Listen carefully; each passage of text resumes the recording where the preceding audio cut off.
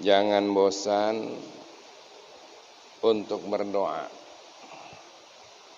Bahkan siapa saja yang memimpin doa, kita jangan tidak ngamini. Jangan lupa like, subscribe, dan bunyikan loncengnya.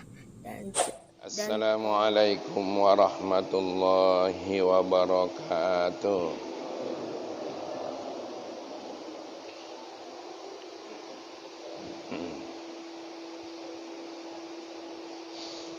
Alhamdulillahi rabbil alamin. Wassalatu wassalamu ala ashrafil anbiya'i wal mursalin Sayyidina wa maulana Muhammadin wa ala alihi wa sahbihi ajma'in. Liridha'illah wa li syafa'ati rasulihi alaina wa ala jami'i ashabil huquqil wajibati alaina min abaina wa ummahatina wa ajdadina wa jaddatina bisirril Fatihah. A'udzu billahi minasy syaithanir rajim. Bismillahirrahmanirrahim. Alhamdulillahi rabbil alamin arrahmanir rahim maliki yaumiddin. Iyyaka na'budu wa iyyaka nasta'in. Ihdinas siratal mustaqim siratal ladzina an'amta 'alaihim ghairil maghdubi 'alaihim waladdallin. Bismillahirrahmanirrahim. Allahumma ya Allah, nawwir qulubana binuri hidayatika kama nawwartal arda binuri syamsika abadan abada. Allahumma anfa'na bima 'allamtana wa 'allimna ma yanfa'una. Allahumma inna nas'aluka fahman nabiyyin wa hifdzal mursalin wa ilhamal malaikatil muqarrabin. Aghnina bil ilmi wa zayyinna bil hilmi wa akrimna bit taqwa. Rabbi shrah li sadri wa yassir li amri wahlul 'uqdatam min lisani yafqahu qawli. Wa sallallahu wasallam alaihi walhamdulillahi rabbil alamin. Masih kajian soal doa.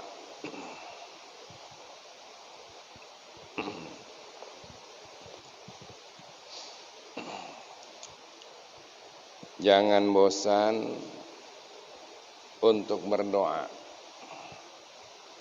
Bahkan siapa saja yang memimpin doa, kita jangan tidak ngamini. Karena doa itu bisa dikabulkan dari doanya imam, bisa juga dikabulkan dari doanya yang mengamini. Imam yang dikabul, makmum dapat. Makmum yang dikabul, imam juga dapat. Dan ada jaminan dari Allah, tidak pernah ada satupun doa yang tidak pernah dikabulkan. Walaupun hanya Allah yang tahu untuk menyesuaikan kapan dikabulkannya dan apa saja yang bermanfaat untuk kita. Dalam beberapa kitab, dalam berdoa itu yang pertama diminta kepada Allah oleh kita adalah minta ampun. Jadi setelah kita siap memposisikan diri untuk berdoa, mintalah ampun kepada Allah dari dosa-dosa. Terutama bagi yang merasa ada dosa. Saya nggak tahu yang hadir ini merasa ada dosa apa enggak. Kapan ditengok kelihatannya itu dosanya nggak perlu banyak ini.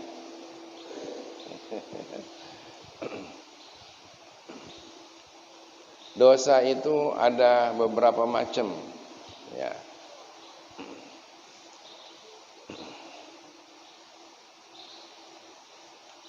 Dosa itu yang pertama, dosa yang akan menimbulkan kerugian. Gara-gara dosa kesuksesan tertunda. Gara-gara dosa mestinya dagang beruntung, ternyata menjadi rugi. Gara-gara dosa bukan ketemu dengan sahabat yang menolong, tapi justru ketemu orang yang menipu dan merugikan. Itu gara-gara dosa. Dosa juga akan melahirkan penyesalan. Penyesalan yang paling besar kelak di akhirat. Itu segera dikikis. Bagaimana cara ngikisnya? Yaitu tadi, dengan berdoa, istighfar, minta ampun. Selanjutnya, dosa juga ada yang menyebabkan tersendatnya rizki. Gara-gara dosa itu. Tersendatnya rizki.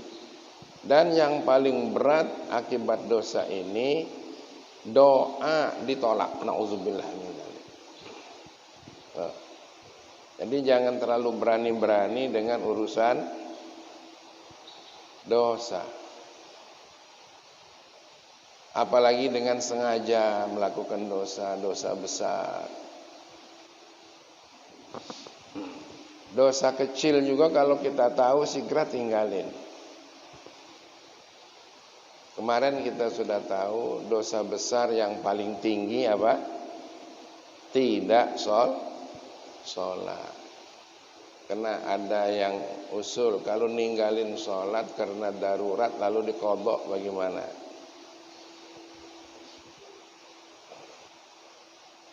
Darurat tuh yang cak mana? Ninggalin sholat yang darurat. Karena uzur sholat itu cuma dua yang saja, lupa sama tidur. Nah, kalau darurat itu yang bagaimana?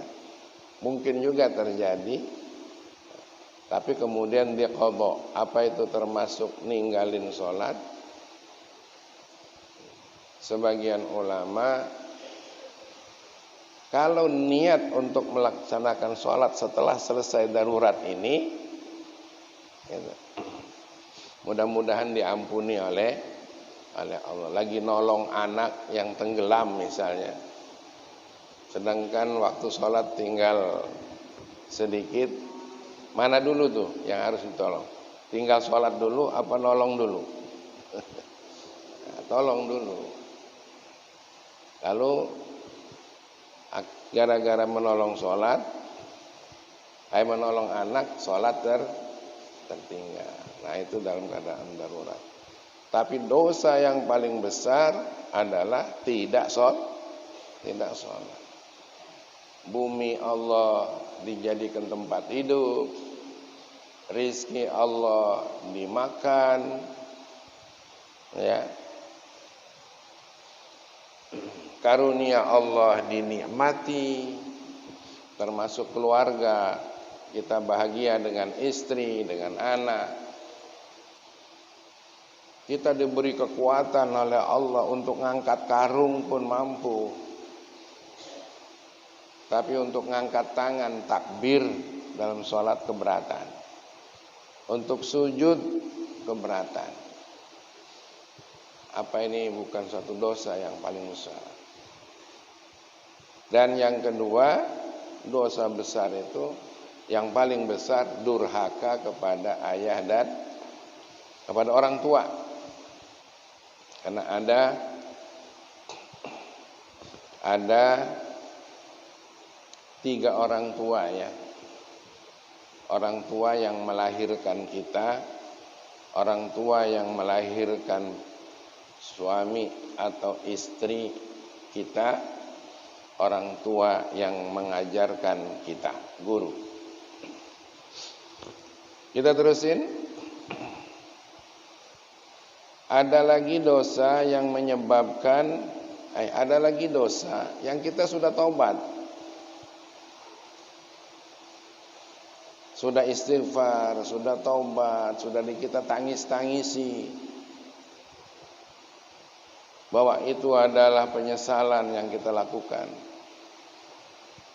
Tapi kemudian kita ulangi lagi. Itu ada dosa itu. Nyesal kita melakukan, kita nangis-nangis. Itu Ustaz. Saya terutama itu. Tapi ternyata diulangi lagi, Bang. Diulangi lagi. Ada lagi dosa yang kita nggak sadar. Nikmat dari Allah kita gunakan untuk maksiat. Rizki, istri, anak, kesehatan kita gunakan untuk durhaka kepada Allah. Kita minta ampun. Dan yang terakhir, dosa yang kita sama sekali tidak tahu. Ini kalau dosa ini melekat pada kita, ibarat besi itu sebagai karat. Lambat laun karat itu rusak oleh karena besi itu rusak oleh karena karat itu. Itulah diri kita seperti itu.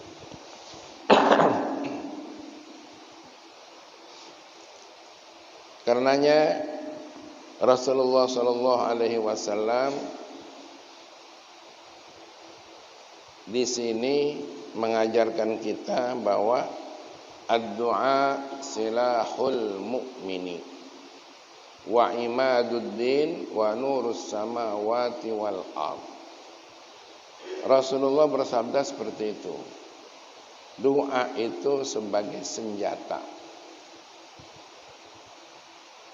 sebagai yang jitu, ya, termasuk untuk mengkikis dosa.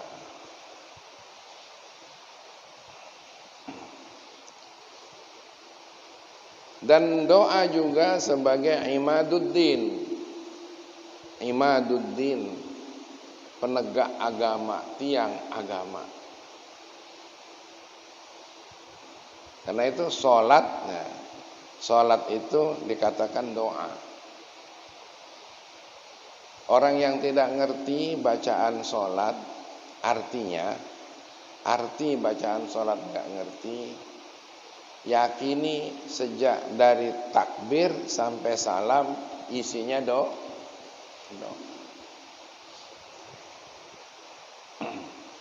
Nah, doa yang praktis, manakala kita merasakan dosa-dosa tadi itu, dan yang paling utama adalah melakukan sholat.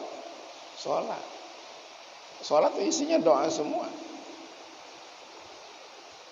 Fatihah inti Al-Quran,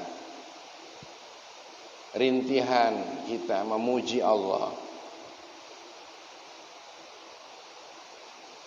mengakui Allah sebagai yang maha kasih lagi maha sayang. Artinya ingin dapat dari kasih sayang Allah, menyatakan diri bahwa kita ini hambanya dan hanya Allah yang bisa menolong. Tunjuki kami ke jalan yang lurus, tapi jalan orang-orang yang soleh, orang-orang yang dapat hidayah, orang-orang yang diberi nikmat oleh Allah. Terus baca Quran. Quran itu isinya 3. Istighfar, ya, doa, dan Qurannya itu sendiri hidayah, petunjuk. Jadi orang kalau sedang baca Quran, semuanya dapat di situ. Bapak-bapak kalau mepet waktunya untuk tahajud, barangkali waktu tahajud tinggal waktu fajar, Bacalah Quran. Dapat galau di situ. Salatnya dapat, doanya dapat, hidayahnya, istighfarnya dapat. Masya Allah, Al-Quran itu luar biasa. Kemudian doa juga merupakan nur. Nurus samawati wal ard. Orang yang berdoa itu pasti dapat cahaya dari langit dan juga dapat cahaya dari bumi. Masya Allah. Ya, kalau kita bisa melakukannya, optimislah. Oleh karenanya jangan males-males kalau ada orang berdoa tuh ikutlah doa. Ini sering perhatikan di tempat orang tahlilan, ya. Yang doa mah doa, yang di belakang malah ngobrol. Ini rugi. Ini kalau di tempat lain, nggak tahu kalau di Nikan sini. Insya Allah di sini lebih parah lagi ya. Nah, manakala itu kita nggak usah kita buat begitu. Masuk kalau ada berdoa. Nampaknya enteng untuk kita tinggalkan. Dan doa kalau bisa angkat tangannya. Kadang nggak sadar ya, doa ditaruh di meja sini. Khawatir dianggap tidak serius oleh Allah. Tapi doa begini bukan berarti ini dalil menunjukkan bahwa Allah ada di atas, bukan. Ini adalah tandanya orang berdoa. Ada yang mengatakan dalil. Nyatanya kamu kalau berdoa angkat tangan menunjukkan Allah ada di atas. Ini yang perlu dicamkan oleh kita. Allah itu tidak memerlukan tempat. Nah ini. Allah tidak memerlukan ruang. Tempat tidak perlu, ruang tidak perlu bagi Allah. Dan Allah tidak memerlukan waktu. Karena Allah tidak sama dengan kita. Jangan disebutkan Allah bersinggasana di suatu tempat. Itu namanya mengkerdilkan kemahaan Allah.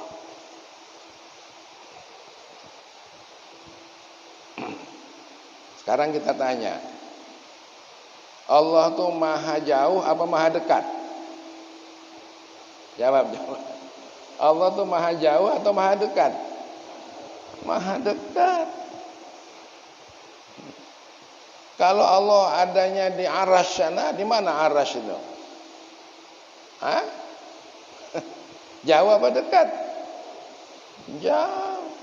Padahal Allah sudah bilang, fa inni qarib. Ujibu da'watad da'i idza da'a. Wa idza sa'alaka ibadi anni fa inni qarib. Kalau orang bertanya kepadamu tentang aku, katakan bahwa aku tuh dekat. Nah sekarang kalau Allah tuh ada di arasy sana gimana? Jauh apa dekat arasy itu? Jauh. Karena itu akidah seperti ini ditolak oleh mayoritas umat Islam di dunia. 85% umat Islam di dunia ini meyakini Allah itu dekat, tidak jauh.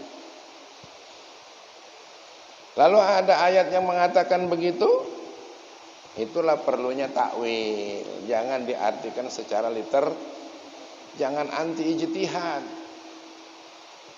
Nah, kita nggak bisa ijtihad, tapi ijtihad kita ngikut ahli-ahli mujtahid.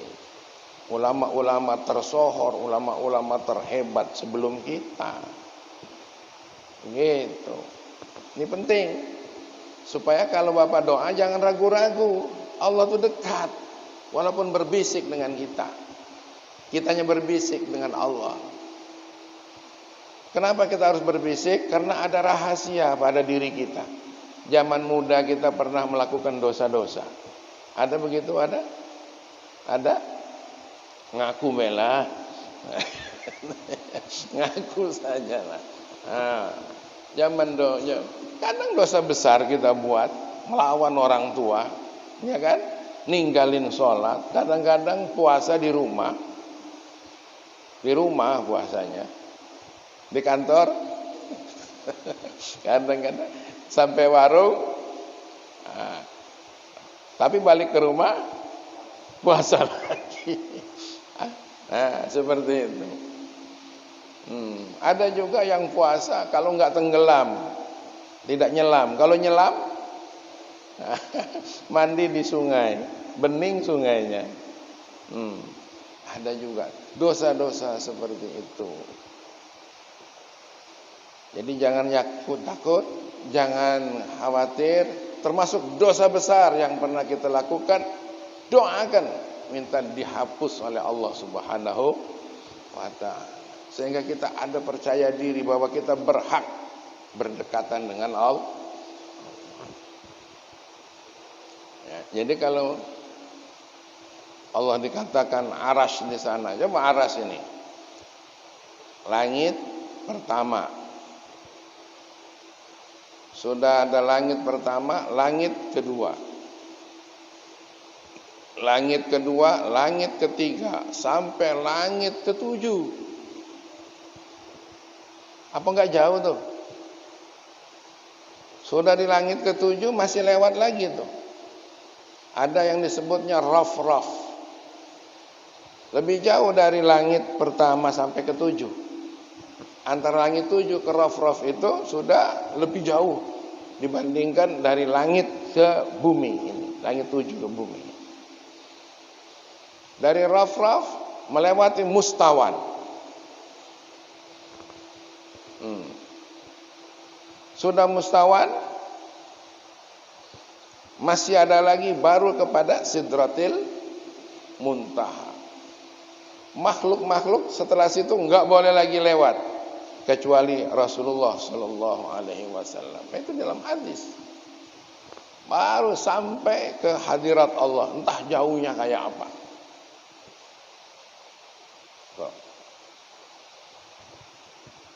Itu kalau dihitung jaraknya. Itu. Arash bukan ke hadirat, sampai ke arash, ya.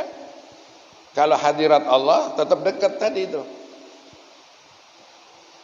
Kalau Allah ada di sana, bagaimana kita mau berbisik? Gitu. Nah, jadi jangan mudah mengikuti akidah yang tidak pakai ijtihad. Jangan mudah mengikuti hukum yang hanya memahami secara literlek. Ayo kita doa seperti itu, ya. Berikutnya, la yaruddul qada illa du'a wa la yazidu fil umri illa al bir.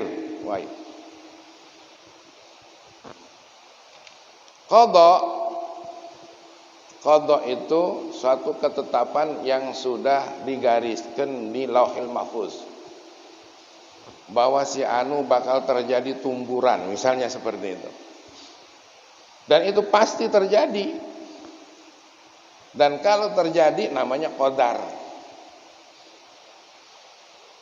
Qadanya dalam Lauhil Mahfuz. Ini sebagian pendapat ulama mengatakan untuk mudahnya. Si fulan bakal terjadi tumburan. Nah, tumburannya itulah namanya qadar. Nah, kepastian qadar itu. Qada keputusan, qadar kepastian. Tapi qada ini bakal bisa ditolak dengan doa. Tidak ada yang tidak ada yang bisa nolaknya kecuali doa. Ternyata waktu mau berangkat baca bismillah dulu kita. Bismillahirrahmanirrahim. Tidak ada suatu hal yang diawali dengan bismillah kecuali berkah.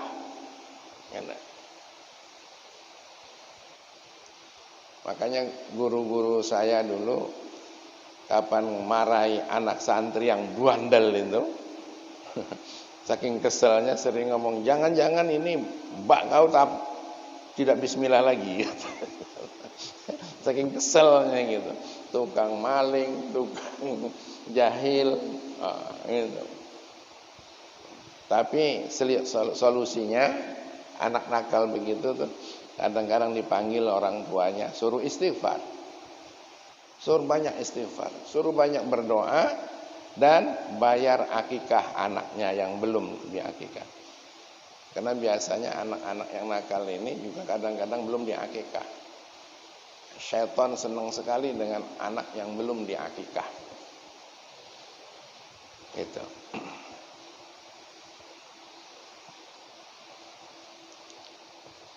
Nah, karena waktu mau berangkat baca bismillah, baca doa, ya.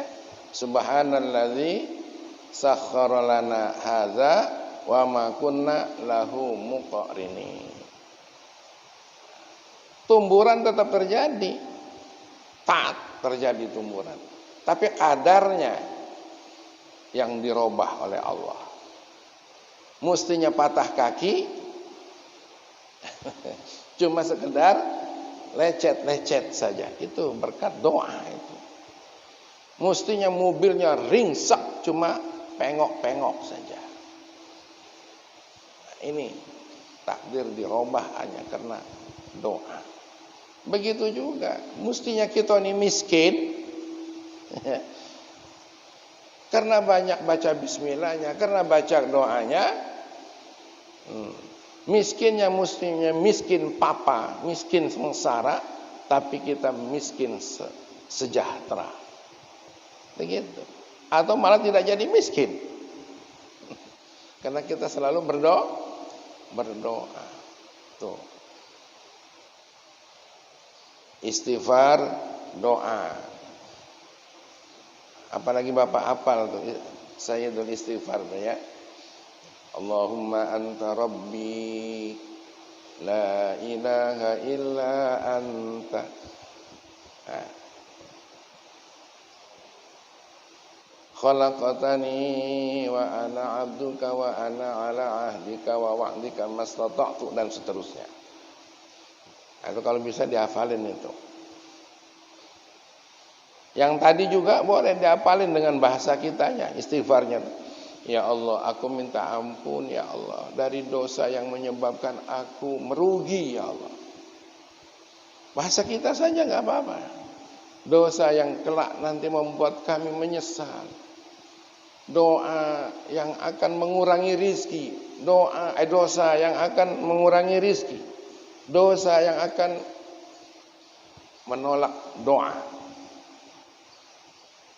Sebut saja dalam bahasa kita, aku minta ampun ya Allah dari dosa yang sudah pernah aku tobat kemudian diulangi lagi, dosa yang disebabkan karuniamu yang kami gunakan untuk maksiat, dan doa yang tidak pernah aku tahu. Gitu.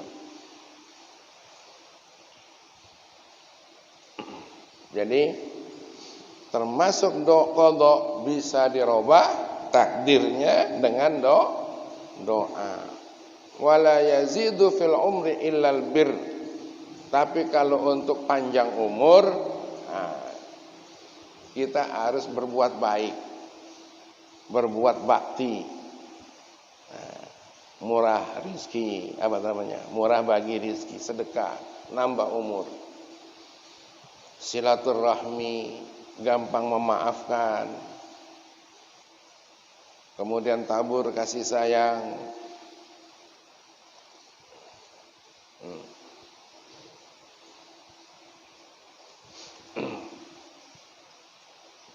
Hal-hal yang seperti itu suka bantu orang, memudahkan urusan. Manakala kita jadi pegawai negeri, punya jabatan, punya kewenangan, mudah-mudahkan sajalah urusan orang itu. Dan itu akan nambah umur. Tapi kalau kita mempersulit, dibalas juga untuk dipersulit pula oleh Allah. Akibatnya kita banyak susah, banyak gelisah, cepat mati karena banyak penyakit. Jadi udahlah, urusan orang itu dimudah-mudahkan saja. Ya. Terakhir, qala alaihi salatu wassalam, ud'ullaha wa antum muqinuna bil ijabah. Wa'lamu anna Allah la yastajibu du'aan min qalbin ghafilin lahin. Ini terakhir yang diserukan kepada kita, bahwa berdoalah kamu kepada Allah, tapi kamu harus yakin dengan doanya tadi itu. Dan kemarin sudah dia omong, jangan yang kecil-kecil doanya, yang besar. Anak cucu kami mohon ya Allah dijadikan hambamu yang soleh, dijadikan hambamu yang bertakwa, dijadikan hambamu yang selamat.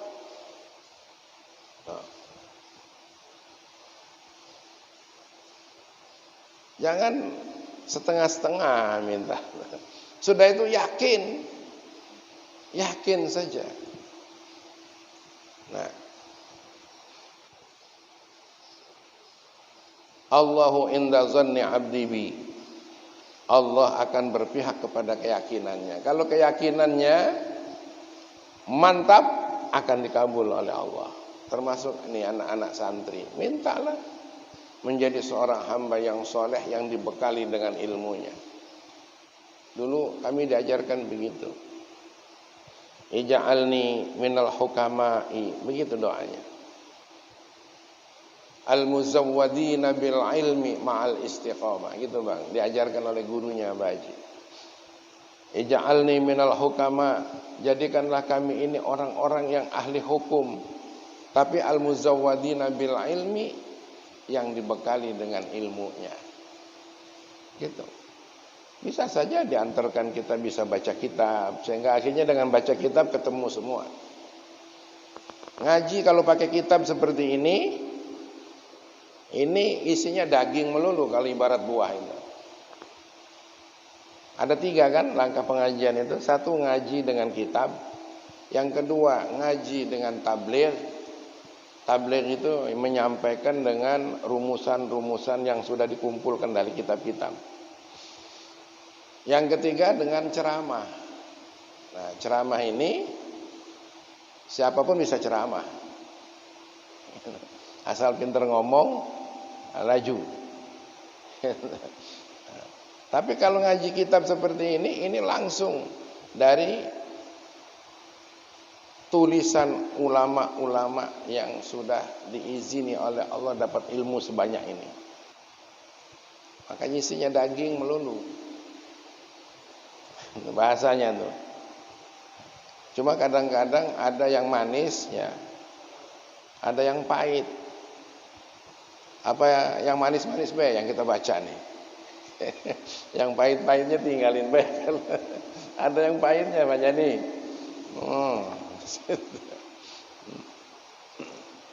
Masya Allah. La yahliku ma'ad du'ai ahadun. Seseorang tidak akan pernah rusak, tidak akan pernah jatuh dalam satu kegagalan disebabkan karena doa. Jadi doa terus, minta terus doa. Nah, kalau ada satu waktu ada jatuh dagang rugi, jangan berhenti, doa lagi. Siapa tahu itu sengaja oleh Allah untuk menguji kita, masih mau nggak sama saya? Gitu. Tapi begitu ada kerugian, justru dijadikan modal doa. Apa modal doanya? Ya Allah, mungkin karena dosa kami, mungkin karena kesalahan kami selama ini, mungkin karena kami tidak dekat dengan Engkau ya Allah, maka dibuat seperti ini. Jangan malah protes. Salah apa lagi ya Allah aku ini? Dosa apa katanya? Nah itu salah itu. Seolah tidak berdosa. Justru kalau ada sesuatu yang menimpa kita, yakini itu gara-gara kesalahan kita. Itu baru kita menjadi lebih dekat kepada Allah Subhanahu wa taala. Nah, itu tadi doa untuk diri kita semua ya. Tapi doakan pula untuk orang lain. Jadi susunan doa, satu, minta ampun kepada Allah yang tadi. Yang kedua, minta dikuatkan iman. Nih, susunan doa gitu. Udah bahasa kita aja. Coba ulangi. Satu, minta ampun kepada Allah. Yang kedua, minta dikuatkan iman. Dan yang ketiga, minta kelezatan beragama. Lezat beragama itu nikmat, sujud nikmat, memberi nikmat, mengajar nikmat, belajar nikmat. Tuh, minta itu tuh. Baru yang keempat, minta menjadi orang yang berakhlak. Menjadi orang yang berakhlak. Kalau empat ini sudah, berapa tadi? Empat apa tiga? Baru yang pertama minta ampunan dosa. Yang ketiga minta nikmat ditingkatkan. Dan yang ketiga minta kelezatan menjalankan Islam. Yang keempat minta menjadi orang yang berakhlak. Ini sudah dijamin dunia dan akhirat. Baru yang kelima, doakan orang-orang yang berjasa. Siapa yang berjasa? Guru. Doakan. Karena guru itu adalah orang ayah, seorang bapak yang menyelamatkannya dunia sampai akhirat. Yang kedua, orang tua kita yang menyelamatkan untuk dunianya. Tapi kalau dia berfungsi sebagai orang yang mengantarkan keselamatan akhirat, sama saja posisinya. Anaknya dididik agama, dididik beradab, ya, sehingga akhirnya bukan hanya memenuhi fisik anak saja, tapi juga roh anak terpenuhi oleh orang tuanya. Gitu. Doakan orang yang berjasa. Siapa saja orang berjasa? Mertua. Tuh. Nah, terus siapa lagi selain mertua? Istri. Wah, luar biasa jasa mereka ini. Sekarang lagi apa kira-kira istri kita nih?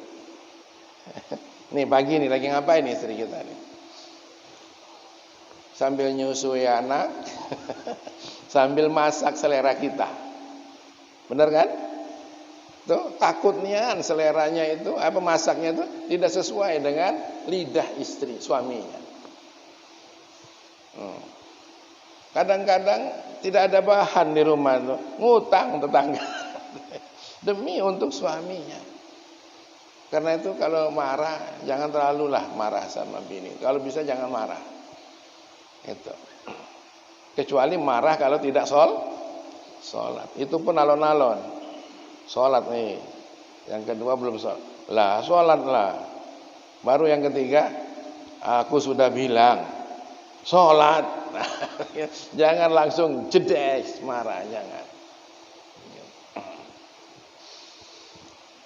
Jadi diulangi lagi coba doa tadi kalau kita berdoa. Yang pertama doa minta ampun. Yang kedua minta dikuatkan hidayah dan iman. Yang ketiga minta lezatnya menjalankan Islam. Yang keempat menjadi orang yang berakhlak. Sudah itu doakan orang-orang yang berjasa. Ini mestinya dicatat ini ya. Mestinya dihafal, diingat. Sekali duduk itu yang kita baca. Menjelang zuhur, menjelang asar, lagi ada waktu kosong, itu yang kita baca. Atau di rumah, atau di mana saja. Saya kira inilah kajian kita untuk hari ini. Mudah-mudahan bermanfaat. Ya, kita Ada syair tadi, hafal ya. Zikir doa senjata kita, Allah suka pastilah jaya. Tanpa zikir dan doa, hidup kita pasti hampa. Mudah-mudahan terhafal itu ya. Hafal belum nih? Hafal lah beberapa potong gitu ya. Ulangi lagi. Zikir doa senjata kita, Allah suka pastilah jaya. Tanpa zikir dan doa, hidup kita pasti hampa. Jangan tinggalin doa. Bismillahirrahmanirrahim. Alhamdulillahirabbil alamin. Allahumma shalli wa sallim ala sayyidina Muhammad wa ala alihi wa sahbihi ajmain. Ya Allah, ya Arhamar Rahimin, ampuni dosa kami ya Allah. Dosa ibu bapa kami ya Allah. Dosa yang merugikan kami, yang menyebabkan kami menjadi menyesal kelak ya Allah. Dosa yang akan menolak doa-doa kami ya Allah. Na'udzubillah. Dosa yang akan mengurangi rizki kami ya Allah. Ampuni pula kami ya Allah dari kesalahan-kesalahan kami menggunakan karunia-Mu ya Allah. Ampuni dosa kami dari kesalahan-kesalahan yang pernah kami tobat, tapi kemudian kami mengulangi kembali ya Allah. Ampuni kami dari dosa yang kami tidak tahu, hanya Engkau yang mengerti ya Allah ya Arhamar Rahimin. Kami mohon ya Allah, Engkau menjadikan kami hamba-Mu yang soleh. Keturunan kami Engkau jadikan hamba-hamba-Mu yang takwa ya Allah. Dengan ditingkatkan keimanannya dan hidayahnya ya Allah. Bimbinglah kami ya Allah untuk menjadi orang yang taat menjalankan Islam dengan lezat ya Allah, dengan tuntunan utusan-Mu ya Allah ya Arhamar Rahimin. Ya Allah, jadikanlah kami orang yang berakhlak ya Allah. Jadikan kami orang yang berakhlak. Arahkan kami untuk menjadi orang yang berakhlak. Tidak ada orang yang dapat mengarahkan kepada akhlak yang mulia kecuali Engkau ya Allah. Jauhkan kami dari akhlak yang buruk ya Allah. Tidak ada orang yang bisa menjauhkannya kecuali Engkau ya Allah ya Arhamar Rahimin. Ampuni ibu bapa kami, guru-guru kami, keluarga kami, anak keturunan kami, tetangga kami, sahabat kami ya Allah. Semua orang yang bersama kami. Rabbana ij'alna minal faizin, ij'alna minas salimin bidinikal Islam. Rabbana atina fid dunya hasanah wa fil akhirati hasanah wa qina adzabannar. Wa sallallahu wasallam alaihi walhamdulillahi rabbil alamin. Billahil hidayah wat taufiq wal inayah. Wassalamualaikum warahmatullahi wabarakatuh.